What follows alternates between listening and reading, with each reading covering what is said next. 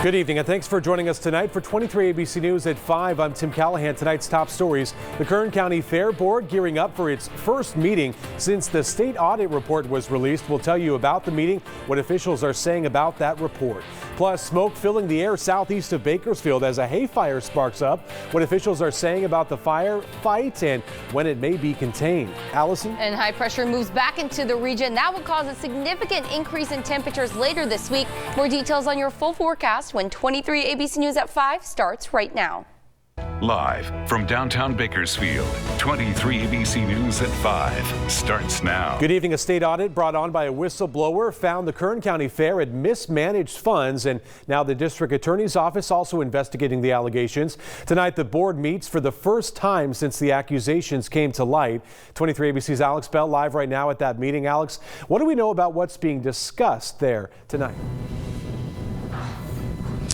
Well, Tim, we don't know too much yet. This financial meeting just started not long ago, and although they did talk about those September financial reports, nothing specific from the audit was mentioned. But if you guys remember, back in August, the California Department of Food and Agriculture released an audit stating that the California County Fair misused state resources and violated multiple state laws. Even though the state audit didn't specifically name the Kern County Fair, it says that the fair CEO and maintenance supervisor allowed and often participated in the gross mismanagement of funds, including making purchases that had no receipts, excessive and illegal out-of-state travel expenses, expensive dinners, alcohol purchases, large tips, and more. The DA's office said that fair board members confirmed that the audit was likely about the Kern County Fair, and 23ABC has reached out to the California Department of Food and Agriculture multiple times to confirm that the audit is in fact about the Kern County Fair, and we have been told, quote, with respect to the audit, the California Department of Food and Agriculture is following the lead of the state auditor and not disclosing the name of the fair in accordance with the state whistleblower, unquote. Now, we did reach out to the district attorney's office to see exactly where they're at in this investigation, and unfortunately they did not get back to us in enough time for air. And I also did try to catch some of the board members before this meeting started to see if they would be available to comment, but the meeting had already started. They had to get in there, but I'm actually heading into a second meeting which has already started right now, and they are going to be reviewing those September financial reports and a few other financial reports, and this meeting is held by the Agricultural District in the Kern County Fair Event Center, but I'll have more of those details coming up at 6. Live at the Kern County Fairgrounds, I'm Alex Bell for 23 ABC News, connecting you. Alex, thanks for that. Officials continuing their investigation into a theft at Ridgeview High School Friday night during the varsity football team as they were playing against Bakersfield Christian. School officials saying several personal belongings stolen from BCHS players that were inside the locker room, including a truck from a school's parking lot belonging to a BCHS football player. 23 ABC's Bayan Wang spoke to the players' parents, joining us live now in front of Ridgeview with more on the investigation. Bayan?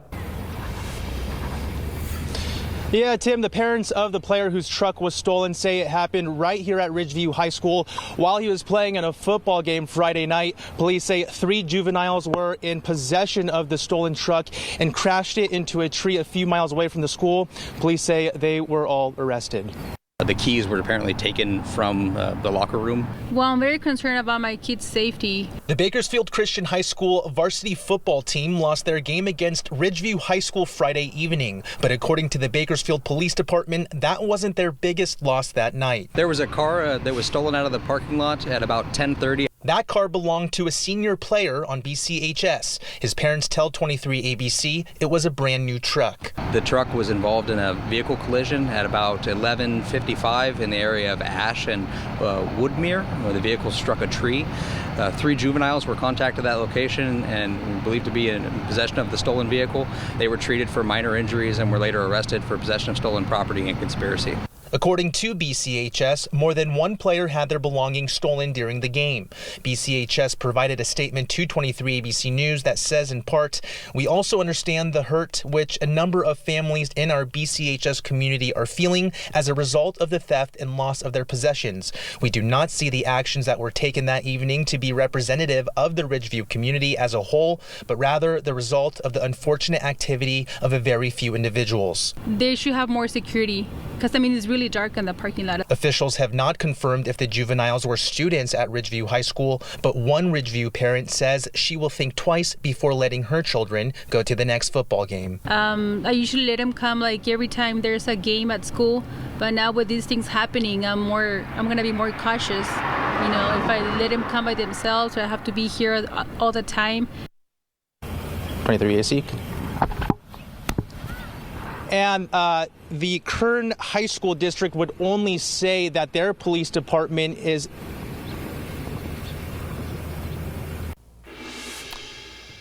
We're going to turn now to a hay fire sparking up near Lamont over the weekend. Fire crews still battling those flames. It sparked up off Panama Lane and South Fairfax Road around 5:45 yesterday evening. Kern County firefighters have been battling the flames, keeping it under control. No word on the cause of the fire, though, according to county fire crews have been having issues with the density of the hay. No injuries reported, no structure threatened, but officials say that they expect it to be going on for the next day. Today, the deadline to file a claim against PG&E for damages caused by wildfires. It applies to all claims that arose before January 29th of this year from any loss or injury resulting from the Northern California fires. Claims can be filed online at several PG&E claims service centers or by mail. For complete details on that and the filing a claim, head to PG&E's website for the claims, pgnewildfiresinfo.com. Well, we have definitely been feeling like fall the past several days. The past 4 days were spent in the 70s, and we are seeing that today as well, but definitely up from what we were feeling over the weekend. 78 degrees right now here in Bakersfield with 7-mile-per-hour winds coming out of the northwest. You can see those clear skies are continuing across the region. 75 in Lake Isabella, 68 in Tehachapi, and looking at those low 80s in some of our desert cities. So as we head into the overnight hours, we are going to be seeing those temperatures drop down. 65 degrees at 10 p.m. for us here in Bakersfield, 54 in Tehachapi, and 65 in Mojave. But we are going to be seeing those overnight lows in the mid-50s, but a big warm up on the way as we head into your Tuesday. And these warm temperatures continue for the rest of the work week. I have more details on your full forecast coming up next. A man who was recently arrested for his connection in the killing of 5-year-old Kaysen Guyton was in court today. Jeremy King pleading not guilty today. He faces numerous charges, including first-degree murder. King was arrested last weekend after BPD received a tip on his whereabouts. There are no other suspects wanted in connection to the killing of Guyton at this time. Jonathan Knight, who also faces murder charges stemming from the Guyton case, is due back in court Wednesday. King's bail was denied. He's scheduled to be in court Wednesday as well. Leslie Chance appearing in court today to determine if she is ready to stand trial again after her first trial ended in a mistrial back in June. The hearing was pushed to Thursday. Chance is accused of killing her husband Todd Chance back in 2013. She was arrested after her husband was found with several gunshot wounds in a field. She was eventually released and rearrested in the shooting investigation. She faces first-degree murder charges. The McFarland Police Department investigating a homicide. The coroner's office has identified the victim in that shooting. Police say they receive reports of a person who was unconscious, suffering major wounds at a house off Frontage Road in McFarland Saturday morning. When investigators got there, they found 58-year-old Emiliano Cerda Rico with multiple gunshot wounds. He died at the scene. No suspect information available in that case at this time. If you do have information, call McFarland Police 792-2121. A man has died following a stabbing on Lomita Drive in southeast Bakersfield this morning. According to the sheriff's office, around 8:15 this morning, deputies dispatched to Lomita Drive near Bell Terrace. Deputies say they found a man suffering from trauma to his upper body. He was transported to a hospital where he later died. No arrests have been made in the stabbing. If you have information, call KCSO 861-3110. Today marks 9 years since a party at CSUB turned into a crime scene, ending with an 18-year-old dead. To this day, no arrest has been made in connection to the killing of Bianca Jackson. The shooting happened back on October 21st, 2010, on campus at a party. Jackson, who was not a student at the university, attended the Halloween party with her friend Victor Denise after being invited by a mutual friend who was a part of the now defunct CSUB Club Black Young Stars. Witnesses say fights started breaking out between alleged gang members. Eventually, shots were fired. Jackson struck by one of the bullets in a campus parking lot. She died from her wounds the next day. 23 ABC spoke to Denise last year and said he says it's never easy around this time of the year, but the community keeping the case alive gives him hope. Hurts even more knowing that she's gone for something just so cruel. CSUB has been working on a memorial bench to honor Jackson. A $5,000 reward being offered through Kern's Secret Witness for information that leads to a resolution in her case. You can contact Secret Witness anonymously, 322-4040. Meantime, federal prosecutors expected to file additional charges against some parents who pleaded not guilty in the college admissions scandal. The new charges are said to include bribery. The scandal involving more than 50 parents, coaches, and test administrators who allegedly schemed to cheat, bribe, and lie to get their kids into college. 3 defendants had plea hearings today. Last week, those 3 agreed to plead guilty to conspiracy, fraud, and conspiracy to commit money laundering. Felicity Huffman is in the middle of serving her 2-week sentence right now.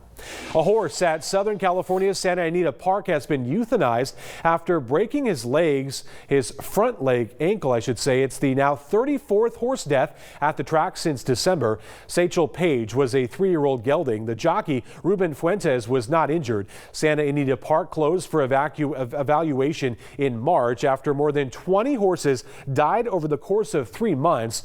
When it reopened later that month, there were numerous changes in how the horses were treated. And over that summer, the California Horse Racing Board began investigating trainers to see if they played any role in the string of horse deaths that happened at that track. The California Highway Patrol wanting to stress the role that parents and guardians play for teen drivers. That's crucial. This week is honored as National Teen Driver Safety Week. CHP Motor Vehicles saying that motor vehicle crashes are the leading cause of death for teens 15 to 18 years old in the U.S.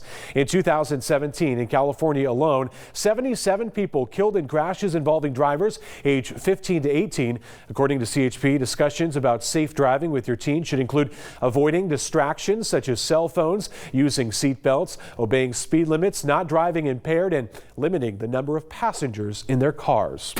Well, coming up on 23 ABC News at 5, reaching a settlement ahead of a trial regarding opioids. Details on the deal that was agreed on. Plus, Burger King getting in the spooky season. We'll tell you about the new burger that the franchise is now selling. Allison? And it was feeling and looking like fall today, but that is all going to be changing. I have more details on our next warming trend coming up next.